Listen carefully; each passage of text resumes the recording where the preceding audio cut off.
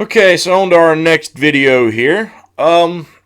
Apparently there has been a growing number. I guess that's five because you got Biden, Sanders, Warren, Steyer, Yang. Okay, so that's five people that were looking at being the next round of debates that I know of for sure have come out and said that basically they will boycott going to the next debate. For this picket line. Okay, now obviously, many of you probably already heard the story, what's going on with this picket line, what the issue is. We're not going to focus on that. What I want to focus on is a lot of the misconceptions that I've been seeing on social media about just what's going on here. So there seems to be a consensus that, I've seen people even tweeting out, oh, wow, how smart was Tulsi Gabbard to get ahead of this issue? Everybody following in her footsteps and boycotting this debate. So first of all, Tulsi Gabbard's boycott of this debate had absolutely not one thing in the world to do with this picket line. I like Tulsi Gabbard. I've, been very vocal in my support of Tulsi Gabbard, but I always shoot straight. You like it or you don't.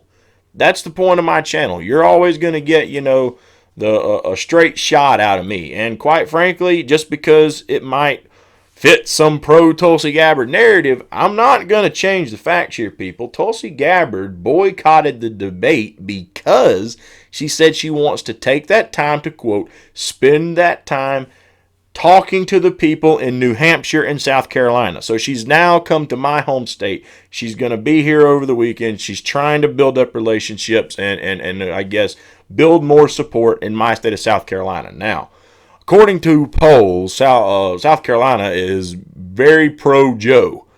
I don't know why. I don't agree with it. I'm ashamed that South Carolina thinks Joe Biden is a great candidate. Matter of fact, I'm ashamed that they've got Tom Steyer higher than Tulsi Gabbard and Andrew Yang. I'm ashamed of that. But nonetheless, that's what polls are showing. Now, I'm very skeptical about these polls, but just that's what's out there. So, I'll point that fact out. But nonetheless, that's why Tulsi Gabbard boycotted these debates, okay? Or the debate, rather. She didn't do it for this picket line movement.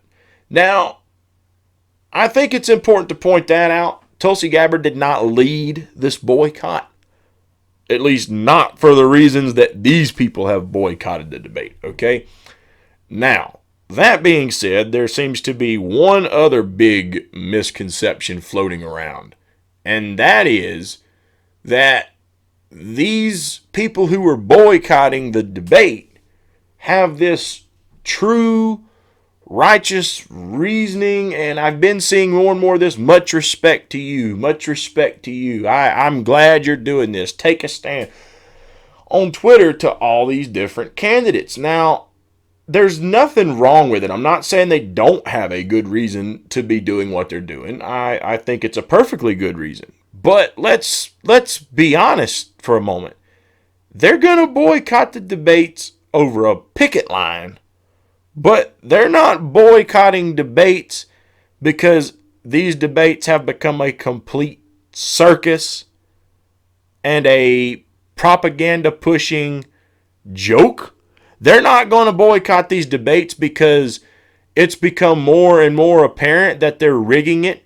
People are getting way more time than others, which is absolutely crazy. Everyone should be getting fair time. These networks are claiming they're going to give fair time, and they're just not doing it. We're not going to boycott the debate for that. We're not going to boycott these debates for trying to, frame questions to make them more loaded, full of BS.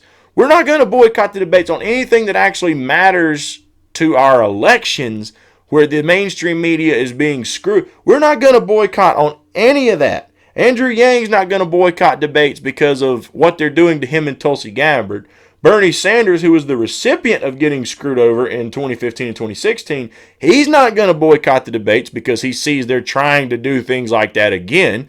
And so he, being the leader, he's not going to speak out. No. They're going to boycott over a picket line. All that,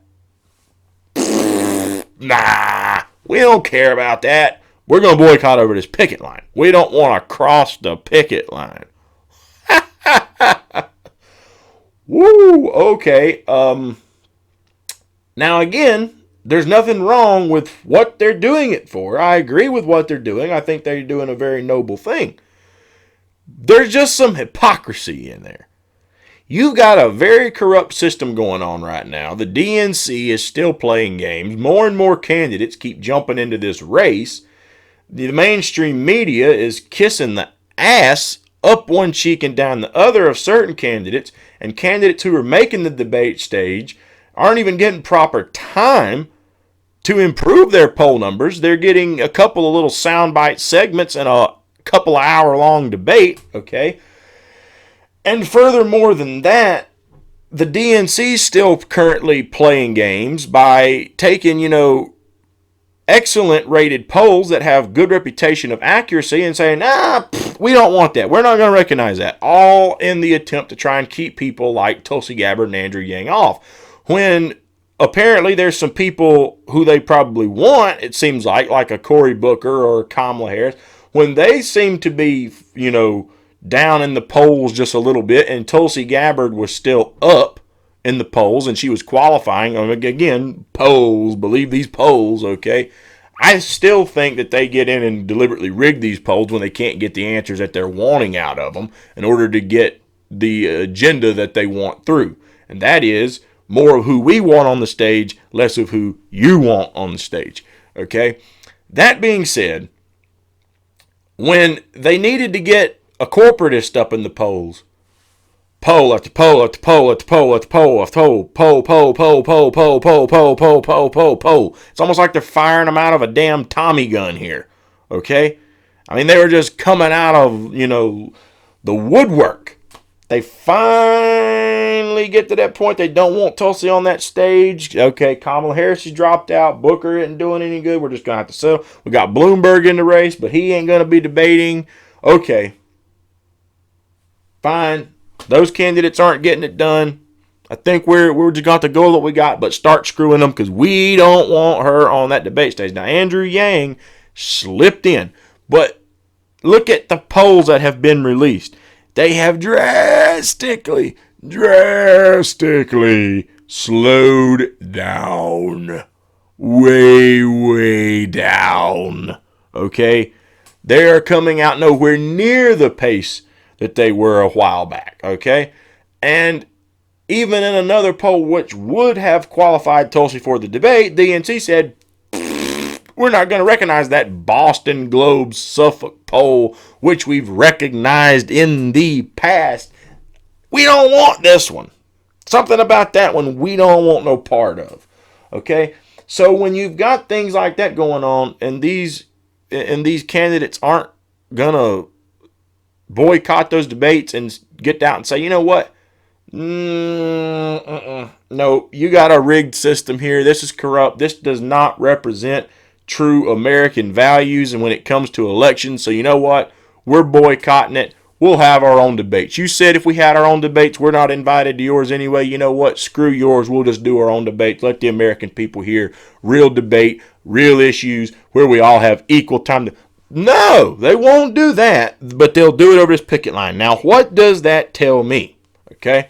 That even though this picket line is a good issue, this is a publicity stunt. This is a way to try and bring attention to something good, okay? Try and bring attention to something while bolstering themselves to look like these concerned candidates. We won't go on the debate stage. We'll sacrifice a night to talk to the American people and use our power as candidates to try and get this thing done for the American people. Look how great we are. We are champions of the people. It's BS. It's BS. This is nothing but a political stunt. And then that's why you've got more and more of these candidates jumping on board. They can't come out and fight for something actually principled that's messing with the our elections, rigging systems. They won't boycott over that, but they boycott over something like this. Okay. Again, publicity. It's no different than the photo op when Mitt Romney was running for president, and then what was it, like Paul Ryan went into a soup kitchen or something and had them taking photographs of him washing dishes. As soon as the camera stopped, guess who quit washing dishes? Paul Ryan. Okay? That's all that's going on here. It's nothing but a freaking publicity stunt. Okay? So for all these people saying, oh, we respect you, by all means, I'm not saying you shouldn't agree with what they're doing. You shouldn't pay respect. Just realize this is not happening because these candidates really care that much to stand up on principles. Now, does that mean that some of them don't want to boycott as a way of bringing attention to something? I'm not saying they don't deep down agree with the movement and want something to be done and think that they can help. I'm sure many of them do. But there's definitely some hypocrisy in the fact that they would stand up for this but not stand up against the corruption that is eating away at the election process in the Democratic Party.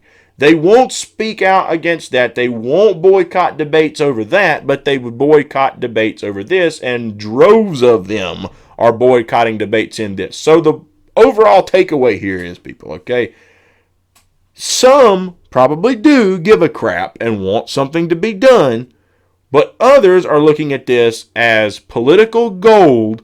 We can jump on this bandwagon, make ourselves look good, and as a result of making ourselves look good, we also look like we're, people's champions here by coming out and helping labor issues and things like that. So we're going to use our political status to try and influence things like that.